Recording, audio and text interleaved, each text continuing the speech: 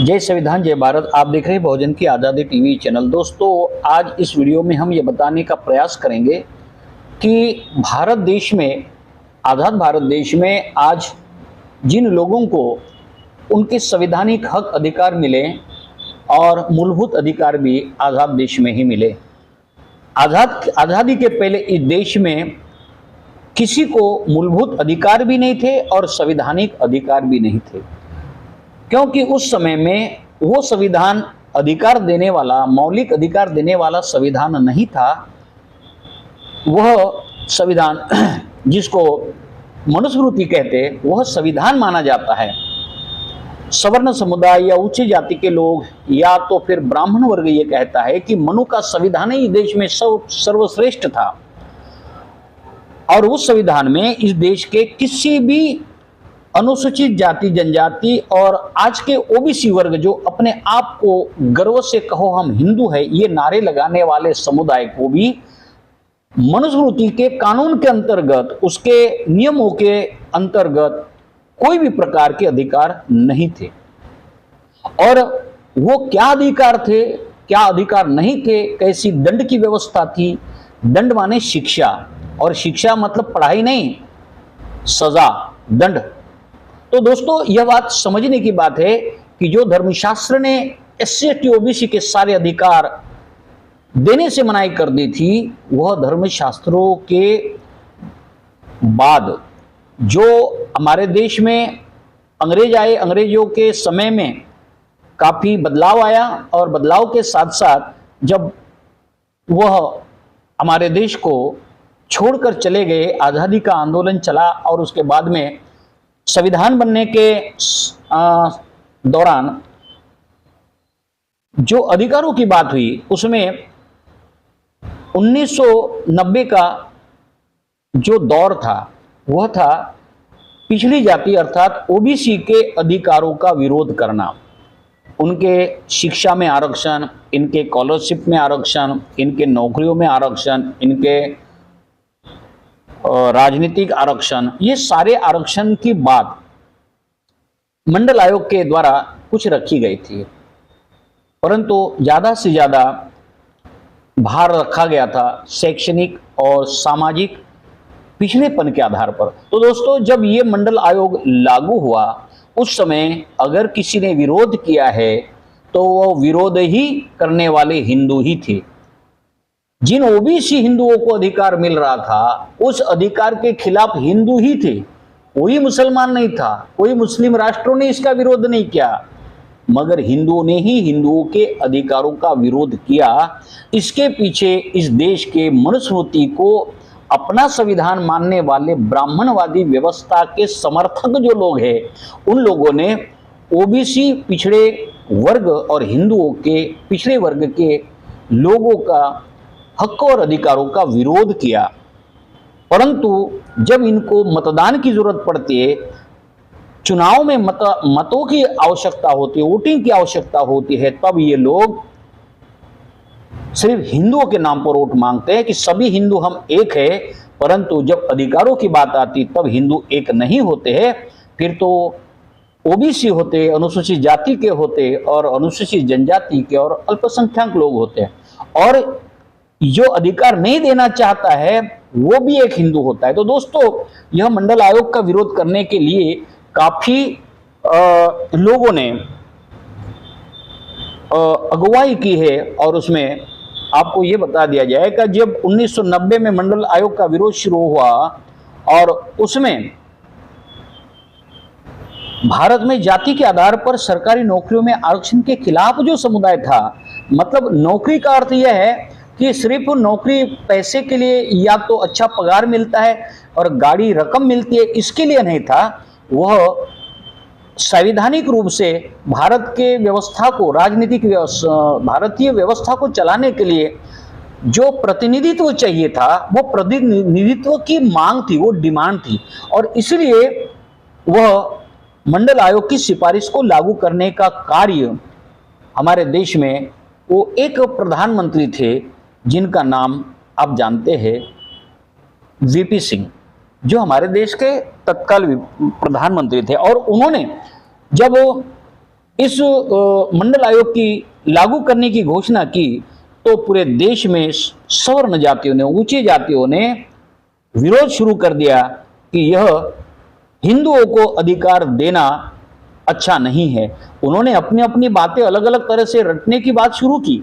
नहीं, उससे तो अनपढ़ लोग डायरेक्ट पहुंच जाएंगे, फिर जो लोग बड़े बड़े पदों पर जाएंगे उनकी अपनी योग्यता नहीं होगी, तो फिर कम मार्क्स लिए हुए डॉक्टर बनेंगे, फिर हमारे बच्चे जो इतने बड़े अच्छे मार्क्स ले जाएंगे तो वो लोगों को जगह नहीं मिलेगी, उनको नौकरियां नहीं मिलेगी। इस तरह से विरोधाभासी प्रचार करते हुए आरक्षण का और मंडल आयोग का विरोध करने की कोशिश की है। इसमें यही समझाया गया, और बहुत से लोगों ने ये, जिनके लिए ये आयोग था वह भी लोग इन ब्राह्मणवादी मीडिया की बातें सुनते हुए, ब्राह्मणवादी प्रचार माध्यमों की बात सुनते हुए, ओबीसी स्वयं अपने आप में ये कह रहा था कि नहीं, ऐसा आरक्षण नहीं होना चाहिए। ये काफी लोगों की तरफ से भी सुनने को मिलता। परंतु आज इसी आरक्षण के संदर्भ में जब वो समाज जागरूक हो चुका है, और आज जागरूक होने के बाद उस समाज के पास जिस संस्थाओं में आरक्षण का फायदा मिलने वाला था, आज के सरकार ने ऐसे बहुत सी संस्थाएं, सरकारी संस्थाएं जिसमें SC ST OBC के लोगों को आरक्षण मिलने का प्रावधान हो सकता है, वह कंपनियां, वह संस्थाएं प्राइवेट लोगों को दी गई है, बड़े उद्योगपतियों को दी है, जिसमें अब आरक्षण लागू नहीं हो सकता है। तो इसका विरोध कैसे हुआ, इस बात के ऊपर हम थोड़ा जानने की कोशिश करेंगे। यह विरोध प्रदर्शन ऐतिहासिक न्याय को दूर करने के लिए कुछ जातियों को सरकारी नौकरी देने के खिलाफ था। इन विरोध प्रदर्शन ने भारत की सड़कें, राजमार्ग, परिवहन सेवाएं, सरकारी सेवाएं, स्कूल, व्यवसाय बंद कर दिए थे। आरक्षण के विरोधियों ने विरोध किया। छात्र विरोध प्रदर्शन की योजना सार्वजनिक रूप से और पहले से बनाई गई थी। ये सोची समझी साजिश थी कि इसका विरोध करना है। स्थानीय और राष्ट्रीय स्तर पर कई प्रकाशित समाचार पत्रों के लिए विरोध कार्यक्रम की तस्वीरें खींची गई। विरोध प्रदर्शन उस वर्ष के दौरान शुरू हुआ जब 11 साल पुराने मंडल आयोग को नए सरकारी योजनाएं के अवसर पर पिछड़े वर्ग के लिए आरक्षण लागू करने के लिए खोला गया था।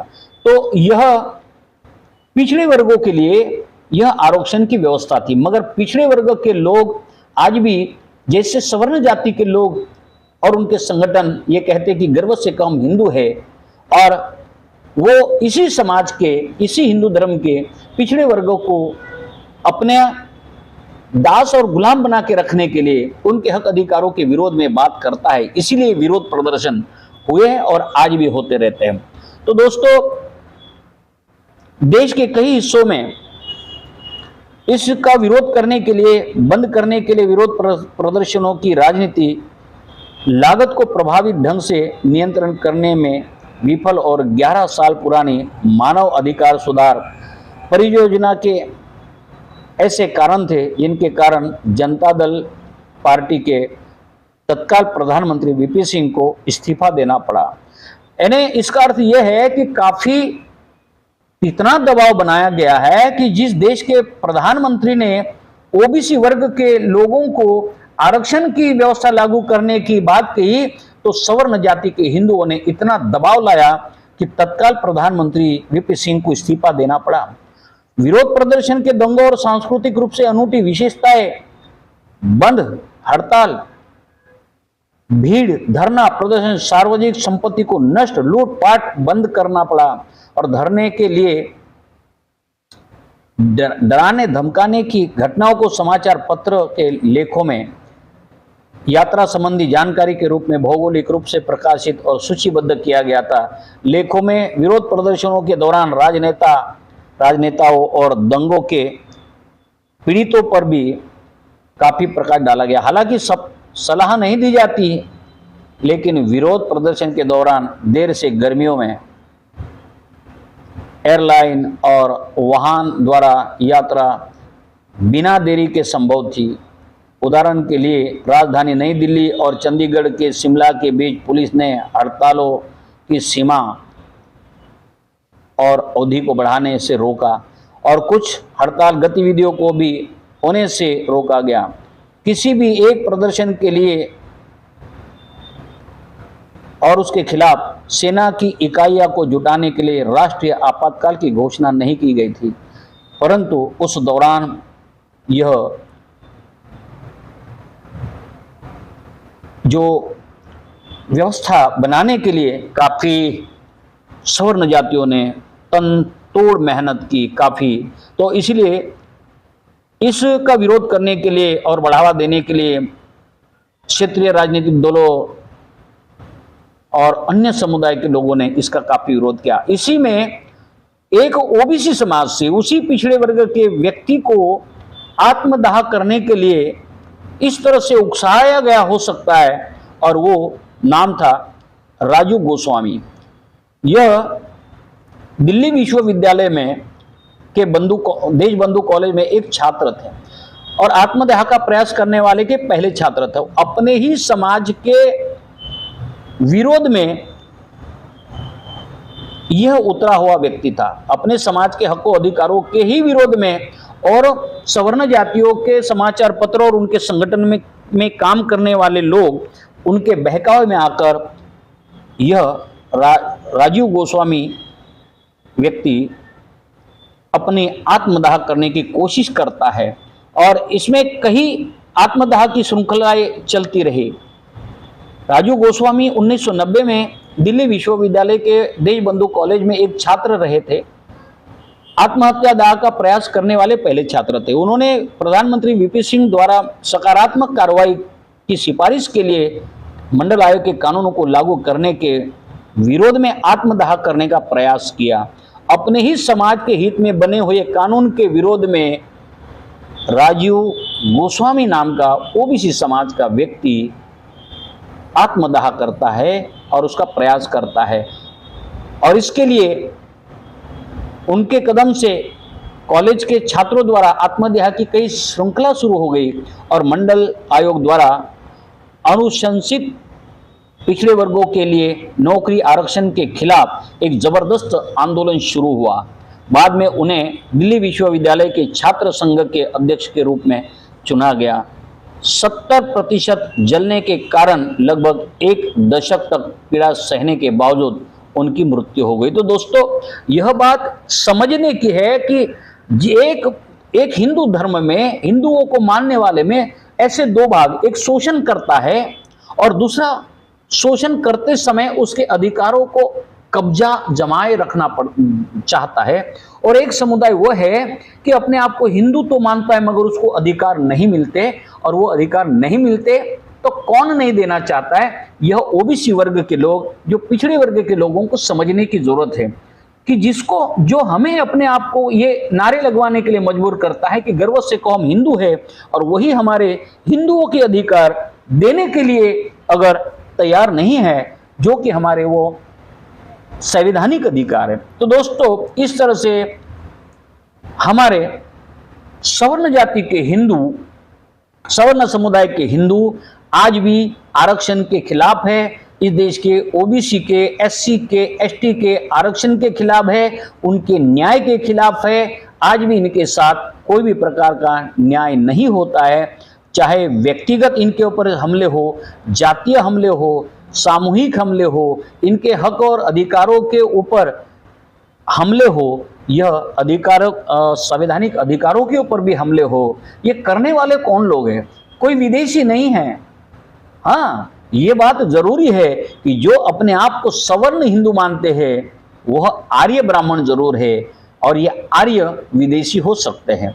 तो ये लोग नहीं चाहते कि मूल निवासी ओबीसी, एससी, एसटी इस समुदाय को यह अधिकार मिलना चाहिए, इसलिए अधिकार नहीं मिलना चाहिए, इसलिए यह लोग आज भी कार्यरत है। और आज वर्तमान भारत में, वर्तमान समय में भी इस देश के एससी, एसटी, ओबीसी के अधिकारों के खिलाफ काफ़ी बातें चल रही है।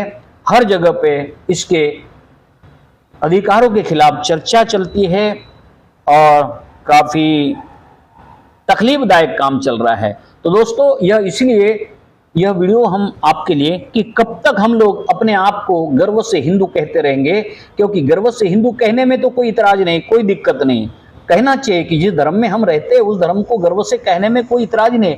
मगर उसी धर्म के ठेकेदार और मालिक हमारे अधिकारों के ऊपर अपना कब्जा जमा के बैठते रहते और कभी हमको मान सम्मान, इज्जत, अधिकार, न्याय, हक नहीं देना चाहते, तो फिर वो लोग सही मायने में हमारे हिंदू है या फिर हम उनके हिंदू है, या फिर वो हमारे धर्म के या फिर वो हम उनके धर्म के।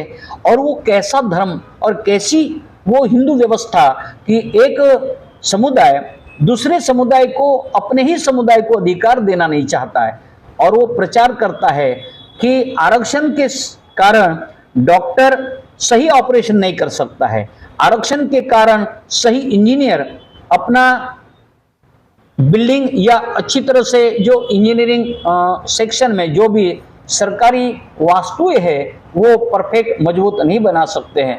तो इनके ऊपर ये आरोप लगाए जाते हैं और कई ऐसे वीडियो भी वायरल किए गए कि आरक्षण के बेस पर तैयार हुए डॉक्टर ऑपरेशन के समय कैंचियां भूल जाती। इस तरह का दुष्प्रचार करते हुए आरक्षण का आज भी विरोध चल रहा है, मगर आरक्षण का विरोध करने वाले भी हिंदू है और जिन लोगों को हजारों साल से कोई भी अधिकार नहीं मिले वह अधिकार प्राप्त करने वाले भी हिंदू है।